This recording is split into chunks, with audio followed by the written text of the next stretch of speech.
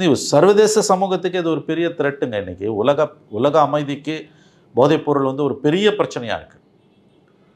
இப்போ இந்த இடியை பற்றி நம்ம பேசுகிறோம், என்ஃபோர்ஸ்மெண்ட் டைரக்டரேட்டுன்ற கான்செப்டில் வந்து பிஎம்எல்ஏ ஆக்ட், இடி ரொம்ப வருஷமாக இருக்கக்கூடிய அமைப்பு.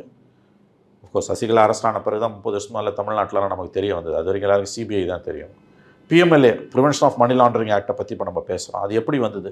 1980கள் முழுக்க ஐக்கிய நாடுகள் சபையோட அறிவுறுத்தலின் பேரில் உலகின் நூற்றுக்கணக்கான நாடுகள் தொடர்ந்து தங்களுக்குள்ளே பேசி போதைப் பொருளால் நிறைய பணம் வருது, அந்த பணம் வந்து தீவிரவாத நடவடிக்கைகளுக்கு போகுது.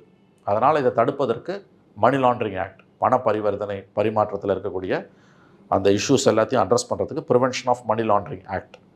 மணி லாண்டரிங்கிறதே வந்து பண பரிவர்த்தனை மோசடின்னு வருது. அந்த கான்செப்டே ஏன் வருது? தீவிரவாதத்துக்கு பணம் போது இந்த உலகின் அமைதிக்கு பேராபத்தாக இருப்பது தீவிரவாதமும் போதைப்பொருள் பழக்கமும். அதில் தீவிரவாதத்துக்கான பணம் வந்து பெரும்பாலும் போதைப்பொருள்லேருந்து தான் வருது. அதனால் இதை தடுப்பதற்கு ஸ்ட்ரிஞ்சன்ட் லாஸை, கடுமையான சட்டங்களை கொண்டு வரணுன்றதும் பிஎம்எல்ஏன்னே ஒன்று வருது.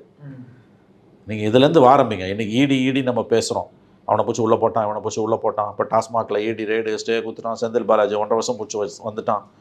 பிடிக்கலன்னா உங்கள் வீட்டுக்கு ஈடியை ரெய்டு விடுவேன்னு மிரட்டுறது ஓப்பனாகவே பார்லிமெண்ட்டில். இந்த அசிங்கம்லாம் நடக்குதில்ல. இதோட ஆரிஜின் மூல வேறு என்ன? இந்த பிஎம்எல்ஏன்றது எப்படி வருது? 1980களின் இறுதியிலையும் 90ஆம் ஆண்டுகள் முழுவதும் கிட்டத்தட்ட 15-16 ஆண்டுகள் உலகின் நூற்றுக்கணக்கான நாடுகள், ஐக்கிய நாடுகள் மன்றம், யுனைடெட் நேஷன்ஸோட மேற்பார்வையிலையும் அதனுடைய அறிவுறுத்தலிலும் பேரிலும் எல்லா நாடுகளும் சட்டங்களை ஏற்றுறாங்க. மாணவர்களின் சிந்தனைகளை வடிவமைக்க SNS இன்ஸ்டிடியூஷன், மாணவர்களின் தனித்திறமைகளை மேம்படுத்த SNS இன்ஸ்டிடியூஷன், மாணவர்களின் சாதனைகளை போற்றும் SNS இன்ஸ்டிடியூஷன் கோவை.